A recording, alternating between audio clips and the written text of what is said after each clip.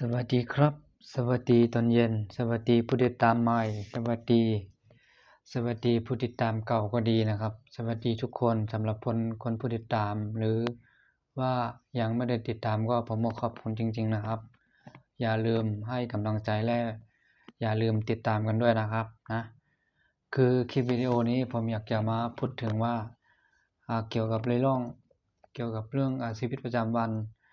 ทุกวันเนี่ยเราทำงานอะไรไปบ้างนะครับเดี๋ยวว่าทุกวันเนี่ยนะเราทำงานใหม่ก็ดีงานเก่าก็ดีนะครับเป็นพนักงานใหม่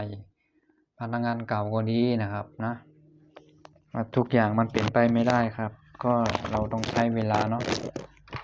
ผมลืมบอกไปวันนี้วันที่เท่าไหร่วะ27มั้งถ้าผมจำไม่ได้ถ้าผมจะไม่ผิดนะวันที่27วันพัดนะครับเนาะไม่ว่าจะเป็นคนงานเก่าก็ดีคนงานใหม่ก็ดีนะครับแต่ว่าเราต้องเอาก็ตอนที่เรายังไม่ได้เป็นงานก็ให้เราค่อยๆทำไปทำใจดีๆทำใจนิ่งๆนะครับอย่าเพิ่งใจร้อนนะฮะทุกคนเรามันก็มีใจร้อนบ้างใจเย็นบ้างนะถ้าวันไหนถ้าคำไหนคิดนั้นเราไว้ใจไม่เย็นใจร้อนอย่างเนี้ยมันจะทำให้เรางานไม่ค่อยสวยหรือว่า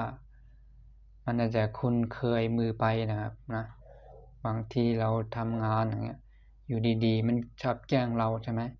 นะถ้าเราทำงานกับเจ้านายมันอยู่ดีๆมันก็ชอบแกล้งเราคิดว่าเราคิดว่าเราทำดีแล้วแต่มันชอบแกล้งไงบางวันมันชอบแกล้งเราเนาะ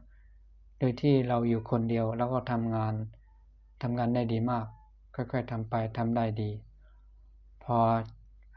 เจ้านายมาดูแลมาดูเราปุ๊บบางทีอะไรเขาผิดพลาดไปมันไม่ค่อยสวยสักเท่าไหร่อะไรเงี้ยมันก็มีบ้างนะครับนะทุกคนให้เราขึ้นอยู่กับแต่ใจเราทุกคนให้ใจเย็นๆไว้ก่อนนะฮะอย่าเพิ่งใจร้อนทำงานอะไรก็ช่างนะครับก็จะมีขนาดนี้นะครับผมสวัสดีครับหลายวันแล้วไม่ได้มาพบกันเนาะ3 วันแล้วนะ